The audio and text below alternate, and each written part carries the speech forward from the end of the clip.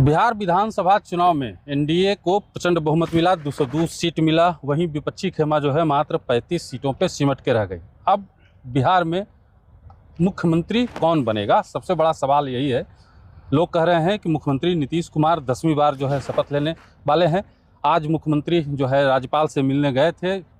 संभवतः कयास लगाए जा रहे थे कि मुख्यमंत्री आज इस्तीफा देंगे, लेकिन आज मुख्यमंत्री इस्तीफा नहीं दिए। तमाम बिंदुओं पे चर्चा करेंगे। हमारे साथ एक तरफ देख लीजिए उदीप्त निधि हैं, पत्रकार हैं, और दूसरी तरफ हमारे बड़े भाई आदेशपुर जी हैं। क्या कहिएगा आदेश जी, क्या लग रहा है? आप सोचिए कि आज मुख्यमंत्री राज्यपाल से मिलने क्यों गए होंगे? संवैधानिक प्रक्रिया है जी जी, त्यागपत्र ही देने जाएंगे ना। इसके अलावा तो कुशल क्षेम पूछने नहीं जाएंगे। लेकिन त्यागपत्र तो दिया नहीं। अब ये तो खबर निकला नहीं है। त्यागपत्र नहीं देंगे तो फिर मिलने गए क्यों? आप ही सोचिए।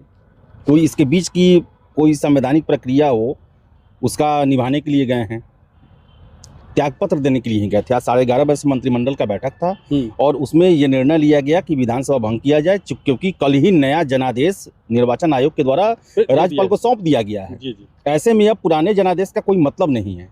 तो मुख्यमंत्री आज इस्तीफा दिए हैं और विधायक दल का भी बैठक नहीं हुआ है महागठबंधन एनडीए का, इसलिए वो जो सहमति पत्र होता है वो सीएम साहब के पास नहीं था। आज त्याग पत्र दिए हैं, इसके बाद हो सकता है कल या आज जब भी हो विधायक दल का बैठक, उसके बाद वो सहमति पत्र लेकर जाएंगे। अगर ये सीएम बनेंगे तो विधायक दल अगर इनको चुनती है तो ये लेकर जाएंगे फिर राज्यपाल के पास कि हमें सरकार बनाने का मौका दिया जाए, और वहाँ पर फिर राज्यपाल कहेंगे कि ठीक है आप शपथ लीजिए और इतने तारीख को फ्लो टेस्ट होगा आपका, आपको बहुमत विधानसभा में साबित करना पड़ेगा।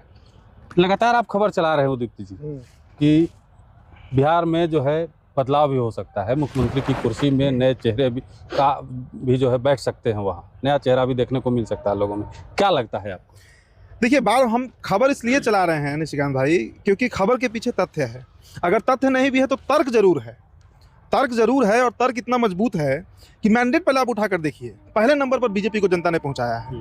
नवासी से लोग तुलना कर रहे हैं 2010 से, तो 2010 में पहले नंबर पर जदयू थी, दूसरे नंबर पर बीजेपी थी ना।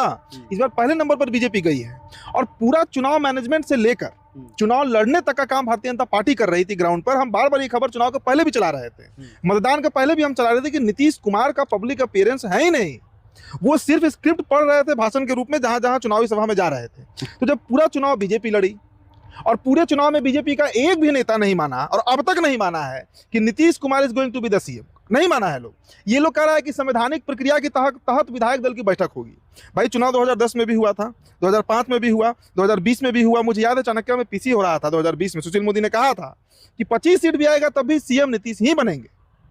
ये घटना तो बिहार में घटा है ना। तो इस बार क्या ऐसा बदल गया कि एक बार भी कोई बड़ा नेता, छोटा नेता, कार्यकर्ता तक बीजेपी का अभी तक एक्सेप्ट नहीं कर रहा है कि Nitish is going to be the CM. तो हम क्यों नहीं खबर चलाएंगे? दूसरी बात कि अभी अगर आप देखिए तो the ball is in the court of BJP, एक तरीके से कहिए तो भारतीय जनता पार्टी के पास अभी सारा तिकड़म है कि वो सरकार बना सकती है। सबसे बड़ा मैंडेट है। तो नीतीश जी के इस्तीफे के बाद, देखिए इस्तीफा वाला खबर अभी क्लियर नहीं है, हालांकि आदेश भाई बता रहे हैं कि क्लियर है, तो हो सकता है कि इस्तीफा देने ही गए हो। लेकिन अगर इस्तीफा वो कर देते हैं, उसके बाद अगर राज्यपाल को बुलाना ही हुआ, जो फोरम होता है उसके तहत, तो बीजेपी को तो वो बीजेपी को बुलाएंगे। सिंगल लार्जेस्ट पार्टी है वो। अब ये भी संभावना है कि विधायक दल का जो बैठक होगा उसमें अगर मान लीजिए कि 70-80 विधायक भारतीय जनता पार्टी के ही कह दे कि हम नीतीश जी को नहीं मानते हैं, तो नीतीश जी क्या करेंगे? तो नीतीश जी घिरे हुए हैं। और इस बार मैंने क्या कहा कि politics is all about number game. जो मैंडेट होता है, नीतीश जी अभी तक बार्गेन किस बात पर कर रहे थे? संख्या के बल पे। पिछला बार 43 सीट ही उनके पास था, लेकिन वो इतना बड़ा संख्या था कि वो किधर भी जाते तो गवर्नमेंट फॉर्म कर लेते। आज वो स्थिति नहीं है। आज 89 विधायक बीजेपी का है, इसके अलावा 19 लोजपा का है और 9 आरएलएम और हम का है। तो 117 का तो आंकड़ा इसी तरह पार हो जा रहा है। अगर बीजेपी जोड़ तोड़ ना भी करे, और सिर्फ अगर देखिए एक सिचुएशन में बता रहा हूं, ये हो सकता है कि अगर आरजेडी के 10, 15, 20 विधायक अगर ना ही पहुंचे फ्लो टेस्ट के दिन विधानसभा, तो क्लियर हो जाएगा मामला, समर्थन का जरूरत ही नहीं पड़ेगा। अरे जदयू का ही अगर नहीं पहुंचे, जदयू में थोड़े ही है कि 85 के 85 नीतीश कुमार को चाहते हैं। और दूसरा चीज है, देखिए निशिकांत जी की सबसे बड़ा है कि भविष्य, नेताओं को अपना भविष्य भी है। क्या नीतीश कुमार लगते हैं कि अगले 5 साल तक एक्टिव रहेंगे वो? कि इनके भरोसे वो इतना बड़ा दाव ले ले बीजेपी जैसे अपने इतने बड़े सहयोगी के साथ दगाबाजी एक तरह से करने का? कहीं ना कहीं हलचल भी देखने को मिल रहा है। जैसे अभी हम लोग सीएम आवास के पास खड़े थे, तो जितने भी सीएम के जो निजी सचिव हैं या आप सचिव, पूरा ब्यूरोक्रेट जो लॉबी है, वो कहीं ना कहीं हलचल मूवमेंट में पूरा है। देखिए, ये भले ही नहीं, ये अंडर करंट है। ये बीजेपी खेल आज से शुरू होगा। जब विधायक दल की बैठक होगी कल एनडीए की, उस समय सारा खेल होगा। और आप देखिए ना कि जदयू, क्या नीतीश कुमार का अपने पार्टी पर वो कंट्रोल है जो 2020 में हुआ करता था? क्या एक भी व्यक्ति को आपने देखा नीतीश कुमार खुद अपने हाथ से सिंबल दे रहे हों? फोटो भी आया, खबर केवल चला, सूत्रों के हवाले से सीएम साहब इसको झाड़े, उसको ये किए। नीतीश कभी सामने नहीं आया। सारी खबरें प्लांटेड होगी। हो सकता है, राजनीति में तो ये होता ही है। बधाई देने अब तक बाहर नहीं आया। 48 घंटा हो गया, लगभग 72 घंटा हो गया, चुनाव का रिजल्ट आए हुए 72 घंटा हो गया। क्या मुख्यमंत्री अभी उनका प्रेजेंस जनता के सामने हुआ है कि आके वो एक वीडियो संदेश के माध्यम से भी कहे हों कि हाँ बहुत बहुत धन्यवाद? इसका यही वजह है। देखिए, खटका तो उनके मन में भी है, या उनके जो किचन कैबिनेट है उनके मन में भी खटका है कि हो सकता है कि कहीं बीजेपी इसमें खेल न कर दे। संशय है। अलग बात है कि जदयू वाले ही लगातार बोल रहे हैं कि टाइगर अभी जिंदा है, नीतीश ही सीएम बनेंगे। और बीजेपी देखिए बहुत संभाल के खेल रही है। जब तक इनका इस्तीफा हो के विधायक दल का बैठक ना हो, बीजेपी के भी नेता इनकार नहीं कर रहे हैं कि नीतीश कुमार नहीं बनेंगे, लेकिन स्वीकार भी नहीं कर रहे हैं कि नीतीश कुमार ही बनेंगे। सारा विधायक दल पर ये छोड़ दिया गया है। तो बीजेपी में भी हो सकता है कि एक वर्ग हो नीतीश कुमार के साथ हो, लेकिन दूसरा वर्ग हो ये कि हाँ नहीं, हमें अपना सीएम बनाना चाहिए। और दूसरा चीज़ है कि आप नीतीश कुमार को क्या लगता है कि 5 साल आप सीएम रख सकते हैं? नीतीश कुमार का 2020 और अभी के सिचुएशन को देखिए, प्रेजेंस कम हुआ है। 2 साल से सब कुछ जान रहा है कि नीतीश कुमार की स्थिति वैसी नहीं है कि वो स्टेट को फिर नए सिरे से चला सके। बीजेपी प्रधानमंत्री जीत के बाद क्या कहा उन्होंने कि बीजेपी विकास की नई राह लिखेगी, औद्योगिकरण होगा, बहुत सारा सपना दिखाया वो। क्या लगता है कि नीतीश कुमार उस कंडीशन में है कि उतना ज़्यादा विस्तृत काम करने के लिए फिर से तैयार हैं? फिर से ये कहा जा रहा है कि 6 महीना साल भर के लिए रहेंगे। क्या आपको लगता है कि 6 महीना बाद ये लोग तैयार हो जाएंगे छोड़ने के लिए?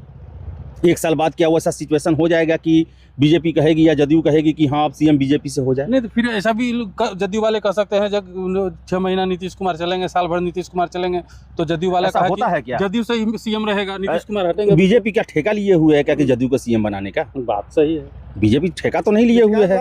भारतीय जनता पार्टी ऐसा स्टेट में सीएम बनाई। आप असम पकड़िए, जहाँ पे 1/3 आबादी मुसलमानों का है। अब नॉर्थ ईस्ट के 7 स्टेट्स पकड़ लीजिए, ऐसा जगह भारतीय जनता पार्टी सीएम बना दी जहां पर उसका एक विधायक नहीं जीतता था। महाराष्ट्र में देखिए थंपिंग मेजोरिटी से सीएम बनाई। दिल्ली में 27 साल बाद वापसी की। हरियाणा में 3 बार सीएम बना चुकी है, बनाई है ना। अब झारखंड को छोड़ दीजिए तो लगभग सारे स्टेट्स पर बीजेपी का कब्जा है। आजादी के बाद सिंस इंडिपेंडेंस बिहार वो इकलौता राज्य है जो अब तक बीजेपी के लिए अछूता है। आपको लगता है कि बीजेपी छोड़ेगी इस बार इतना थंपिंग मेजोरिटी के बाद? मेरा अपना अनुमान है, मेरे पास जो भी एक्सपीरियंस है पत्रकारिता का, मेरा अपना अनुमान है और बीजेपी के वर्किंग पैटर्न को देखकर कि बीजेपी इस बार ये चांस लूज नहीं करेगी। और भाई अमित शाह यहाँ पे 10 दिन कैंप क्यों करेंगे बताइए? अमित शाह भी चुनाव रणनीति बनाते हैं अदर स्टेट्स के लिए, लेकिन बीजेपी में जब चुनाव था बिहार में तो आकर अमित शाह बजाते यहाँ पर बैठ गए।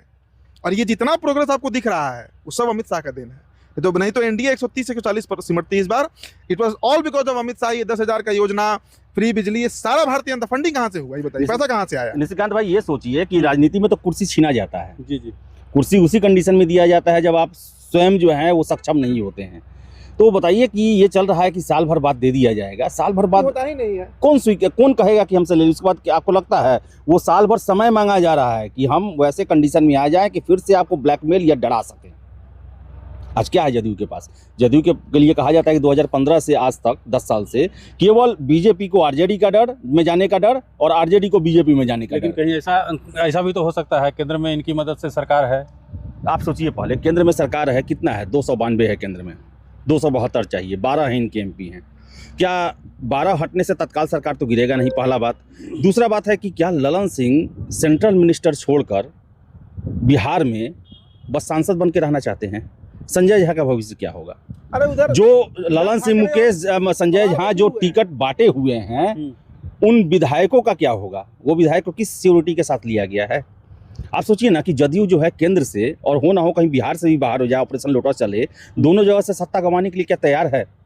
20 साल में बिहार में क्या क्या हुआ है, यहाँ पर कितना घपला घोटाला हुआ है, सबका ईडी सीबीआई अगर जांच होने लगे, क्या आपको लगता है कि जदयू वाले बच पाएंगे?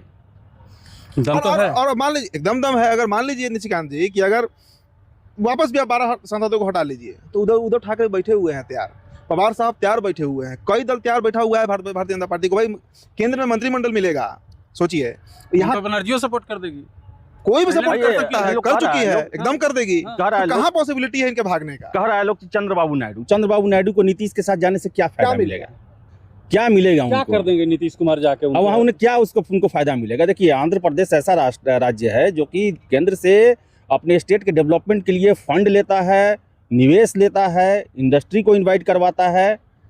अगर नीतीश साथ जाने से क्या मिलेगा उसको? कुछ नहीं मिलेगा। तो ये बोलना जो है गिदड़भपकी है, जो कि जदयू जो है वो डर की राजनीति की है अपने सहयोगियों के साथ। अभी डर के लिए कोई वजह नहीं है, तो इसीलिए दिल्ली के नाम पर डराया जा रहा है। लेकिन जो राजनीतिज्ञ हैं वो जानते हैं, वो सब कुछ समझते हैं अच्छे से। और बीजेपी पर्दे के पीछे से पूरा इलेक्शन लड़ा है, वही लड़ा है एक तरह से देखा जाए तो। उनको सब कुछ पता है। ये जनता के सामने भले ही नीतीश जी का चेहरा आगे करके, क्योंकि महिला का फिर से अति पिछड़ा का वोट लेना था, ये किया गया, लेकिन खेल तो वो सारा वही किए हैं। पूरा सब कुछ तैयार है। देखिए निशिकांत जी, हो ना हो कल परसों में नीतीश कुमार आके बोलेंगे कि मेरा उम्र हो गया, स्वास्थ्य ये नहीं है, इसलिए नए को मौका दिया जाए।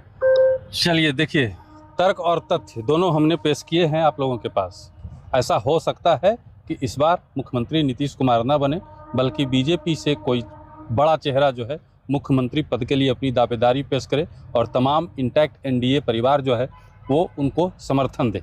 अब देखना ये होगा कि क्या इसके लिए जदयू पूरी तरह से तैयार है, क्या इसके लिए बीजेपी पूरी तरह से तैयार है, क्योंकि कहीं ना कहीं केंद्र और राज्य में जो है दोनों में कहीं ना कहीं उठा पटक हो सकता है। और देखना होगा आगे आगे क्या होता है, ये तो वक्त ही बताएगा।